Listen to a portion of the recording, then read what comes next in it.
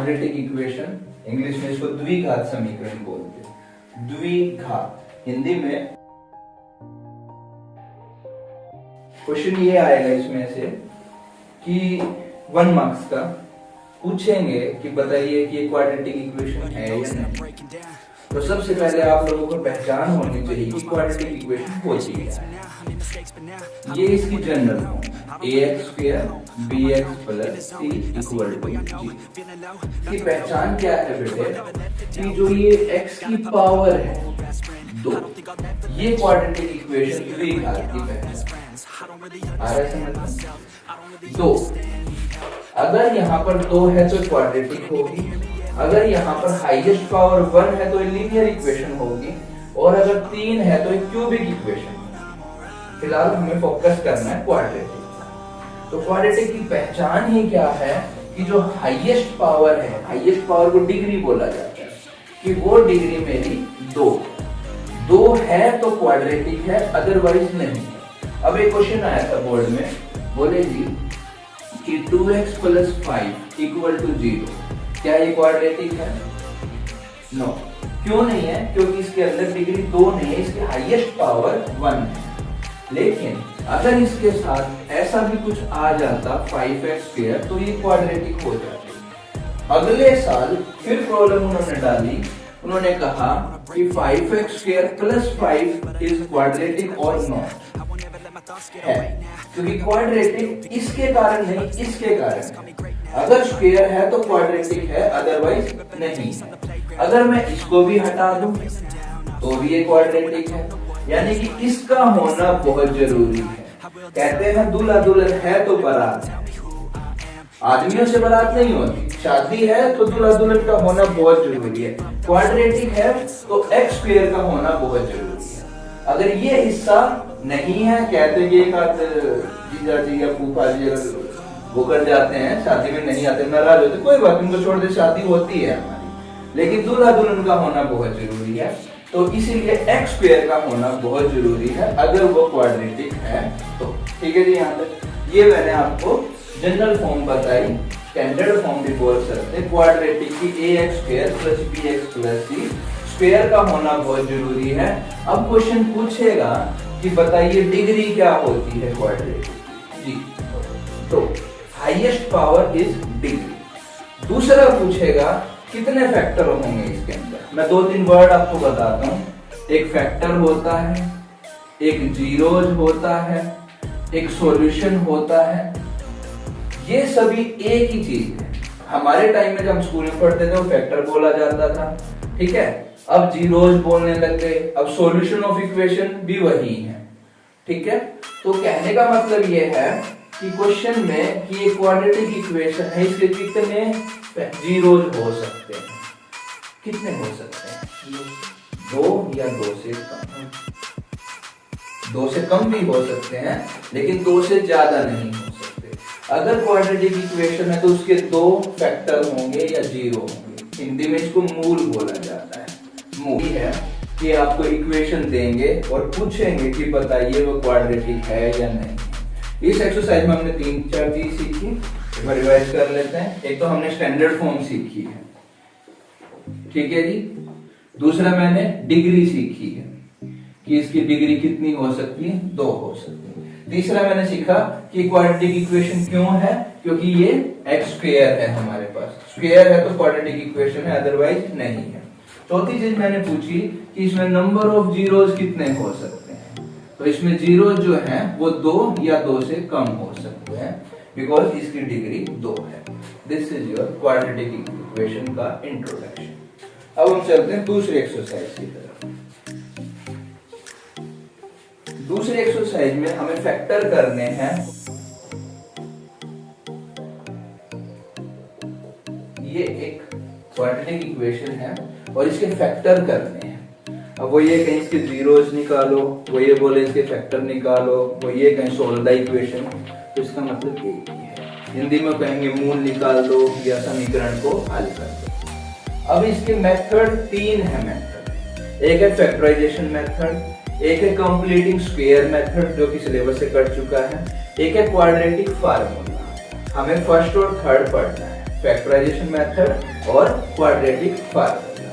अब ये देखिए जो फैक्टराइजेशन मेथड क्या है, दिस इज ए और ये हमारा first term, second term, third term, ठीक है।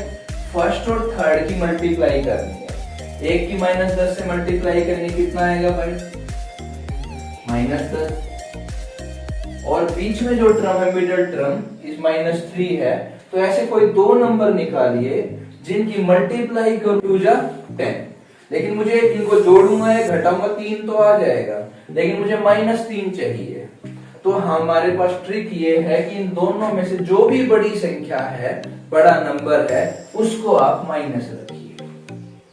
जो भी आपको यहाँ साइन चाहिए, माइनस चाहिए तो बड़े नंबर को माइनस रखिए, अगर यहाँ प्लस चाहिए तो बड़े नंबर को प्लस रखिए। क्लियर है? अब देखिए मैं क्या करता हूँ, this is x square, 3x को हटा के ये लिखिए -5x प्लस 2x, पीछे माइनस। इसका एक मेथड और टीचर बोलते हैं स्प्लिटिंग द मिडल टर्म्स, बीच वाली टर्म को स्प्लिट करना, यानी कि स्प्लिट करना अलग अलग करना होता है एक प्रकार से, बीच में से काटना। तो हमने इस टर्म को बदल के ये बना। अब सिर्फ कॉमन लेना है, पहले दो में से x कॉमन है, दिस इज x - 5। कॉमन लेने का मतलब होता है डिवाइड। अब इसमें से और इसमें से दो कॉमन, यानी ये दोनों नंबर 2 से डिवाइड हो गए। तो जैसे मैंने 2 कॉमन लिया, यहाँ x हो गया और यहाँ -5 हो गया। तो एक तो ये बन गया x - 5 और एक ये बन गया x + 2। ठीक है जी, दो फैक्टर हो गए, दोनों को इक्वल टू 0 रखेंगे, x + 2 = 0। यहाँ से x की वैल्यू 5 आ गई, यहाँ से x की वैल्यू -2 आ गई। ये है हमारे जीरोज सॉल्यूशन, हल, मूव। ठीक है जी। अब कैसे पता लगेगा अंश की ये राइट आंसर है, वहां। तो दोनों हम ट्राई करते हैं, चेक करते हैं। तो यहाँ पर 5 रखा, आप इसके फैक्टर करिए, मैं इसकी तरफ जाऊंगा, वो मुझे आसान लगेगा। इसी क्वेश्चन में हम अप्लाई करते हैं। तो ये आपकी इक्वेशन 1x² - 3x - 10, कंपेयर करेंगे ax² + bx + c। जी, आप मुझे बताइए a की क्या वैल्यू है? b की वैल्यू देखिए, यहाँ -3, यहाँ बच्चा गलती करता है, मैं स्कूल में पढ़ाता हूँ, वो माइनस को छोड़ देते हैं, वही मिस्टेक हो गई। c की वैल्यू माइनस इंक्लूड करना, माइनस से थोड़ा डर के रहिए, सावधान रहिए। जैसे गली में कुत्ता होता है, आदमी सावधान रहता है कि भाई कभी एकदम अटैक कर दे, काट ले, बहुत महंगे, ये सुनो। तो माइनस जब भी आए रकम के सामने, नंबर के सामने, थोड़ा सावधान हो जाइए कि माइनस आते ही हमें थोड़ा सतर्क रहना। अच्छा, ए बी सी की वैल्यू हमें मिल चुकी है, फार्मूला हम लिख लेंगे, ऊपर से उठा रहे हैं, x = -b +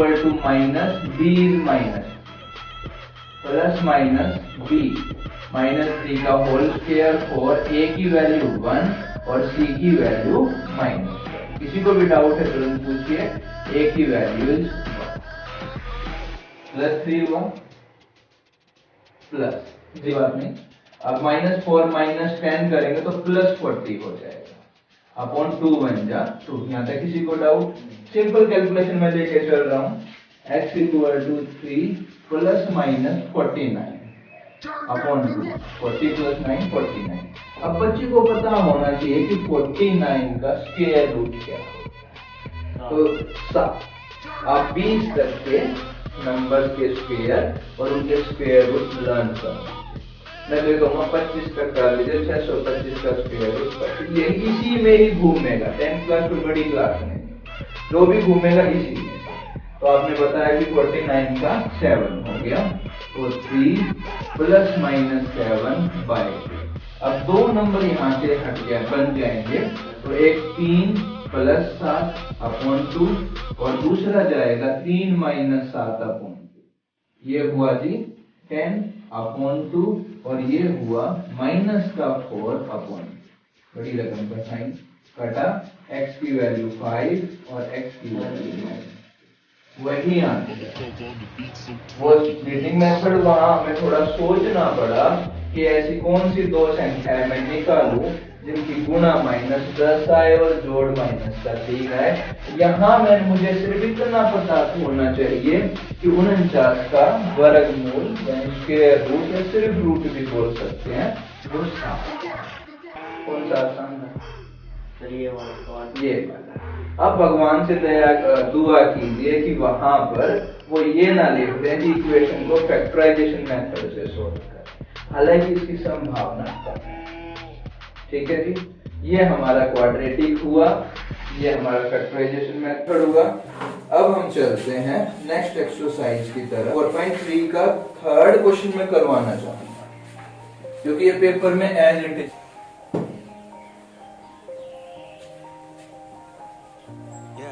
third question exercise 4.3 x - 1 upon x equal to 3। अब इन्होंने हमें कुछ नहीं कहा find roots of the following equation. उसमें आप देखिए रूट्स लिखा, वो ये भी कह देते हैं find zeros of the find solution of this equation, तो उनका एक ही मतलब है। अब यहाँ पर भाई क्वाड्रेटिक इक्वेशन भी नहीं बनी हुई, खुद बनानी है, खुद पकाएंगे खुद खाएंगे। अब देखिए एलसीएम में लेता हूं, एलसीएम इज x की इधर multiply x square -1 equal to cross multiply x square -1 equal to 3x, इसको इधर ले आइए x square -3x -1 equal to 0। अब ये है हमारी क्वाड्रेटिक इक्वेशन। कौन से मेथड से करना चाहेंगे? Quadratic formula. b is -3, c is minus formula -b plus minus under root b square -4ac upon 2। कुछ बच्चों को सिर्फ पास होना है, तो वो जो है कुछ लोग होते हैं जो खाने के लिए जिंदा होते हैं, कुछ होते हैं जो जिंदा रहने के लिए खाते हैं। यानी जिन्हें सिर्फ पास होना होता है वो थोड़ा थोड़ा क्वेश्चन करके हैं, क्योंकि जिंदा रहना होता है साधु महात्मा होते हैं वो तो थोड़ा थोड़ा खाते हैं। पूरे दिन में आधी रोटी खा ली, एक गिलास पानी पी लिया, उसी में ही उनका पूरा अपना शरीर एडजस्ट करते हैं। अब जिसको सिर्फ पास होना है उसे एक एक नंबर चुराना। फार्मूला था, क्वेश्चन था आपके सामने, किसे इतना लिखा, फार्मूला लिख दिया, 3 में से 1 या 1.5 नंबर एग्जामिनर खुश होकर देते हैं। अगर उससे से आके आता है तो सॉल्व करें, अदरवाइज भाई पास होना है 1.5 नंबर। ठीक है, अब मैं वैल्यू पुट करता हूँ, b की value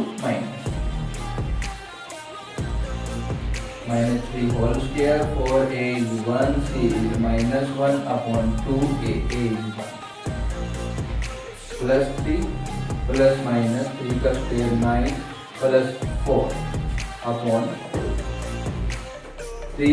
9 plus 4 13 upon 2 plus minus solve होने वाला नहीं है, 13 का कोई स्क्वायर रूट नहीं, तो एक बना 3 प्लस रूट 13 बाय 2, एक बना 3 minus root 13 by 2। This is your answer. इसका सेकंड पार्ट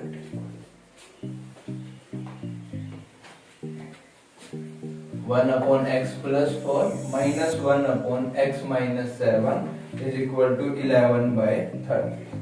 फिर से हमें स्टैंडर्ड फॉर्म में बदलना होगा, तो एलसीएम दोनों आएंगे x plus 4 और x minus 7, इसकी इधर मल्टीप्लाई हो गई x minus 7, इसकी इधर मल्टीप्लाई हुई x plus 4, this is equal to 11/30। नीचे मल्टीप्लाई कर रहा हूं, ऊपर ब्रैकेट ओपन कर रहा हूं, x minus 7 minus x minus 4 और नीचे मल्टीप्लाई पहले इसकी इससे x स्क्वायर, फिर x की -7x से और 4 की x से करेंगे 4x प्लस में और 7 की -4 से करेंगे 7 चौक 28, 11/30 ऊपर कटा, ऊपर 7 और 4 11 -11, नीचे x स्क्वायर, ये वही सोल्व होंगे लाइक टर्म, -7 जमा 4 तो माइनस का 3x -28, 11 से 11 ऊपर ऊपर ऊपर और नीचे नीचे कर सकते हैं। यहाँ पर एक बचेगा -1, यहाँ पर एक क्रॉस मल्टीप्लाई किया, पहले इससे एक से करेंगे तो सेम रहेगा और इसकी इससे करेंगे तो -30 को बॉर्डर क्रॉस कराइए जी बेटा 28 तो -3x माइनस का 28 प्लस 3 तो x² -3x प्लस 2। अब आप इसको क्वाड्रेटिक मेथड से सोल्व कर सकते हैं।